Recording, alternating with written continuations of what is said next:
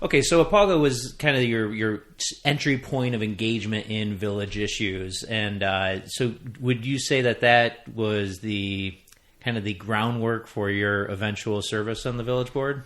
Absolutely was, and so many good people around the issues that focused on LGBTQ, but I also know I wanted to do even more for the broader community.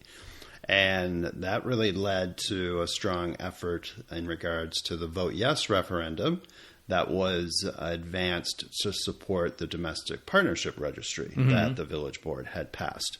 So when that passed, conservative churches in Oak Park became concerned about where that might lead and led a ballot effort to strip away that registry. And, really?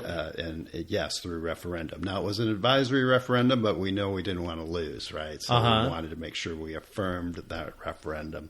And I was heavily involved in that campaign. Again, led to canvassing, door knocks, a Vote Yes campaign, strategy, communications, marketing, you name it. And we won. Not by a lot, but we won. And that then really got me interested in broader community issues, which led to my volunteerism on the Community Development Commission. Now, before you go into that, I'm really so I was probably running around in high school at this point, so maybe my head was in a little bit in the sand. But the referendum was put on the ballot by local congregations. Correct.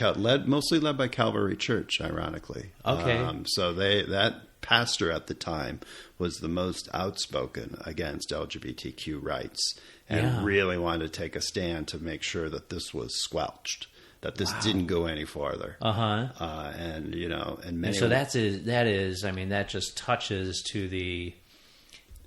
just the most emotionally charged and important issue for the Apauga community. Exactly. And, it's a line in the sand almost. Exactly. And what I find really interesting about this, so this is, you said, early 90s.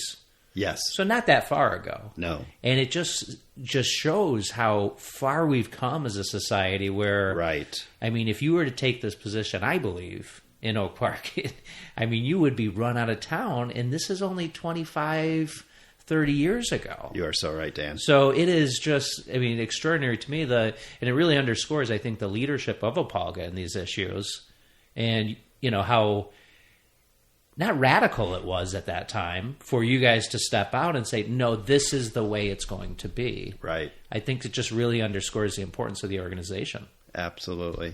But it was very strikingly clear. I think the words you used, it was the honor of your life to serve in this role. That's how you saw it, huh? I still see it a little emotional. I still see it that way because I look back not just as an elected official, but as a member of the community of Oak Park. There are so many examples of the goodness of Oak Park that have stayed with me, that have helped me do my professional work around philanthropy. And I like to say now, it's like you can leave Oak Park, but no, Oak Park never leaves you in really good, solid ways. And you look at, especially now that, rightly so, we've moved the conversation from diversity to equity and inclusion, and again, trying to advance that. It's the same thing that the corporate world is trying to do, is to move from diversity, which is kind of tracking who, to inclusion and equity, which is everything from power sharing to equity to making people's voices heard to raising the marginalized up and to amplifying their voice.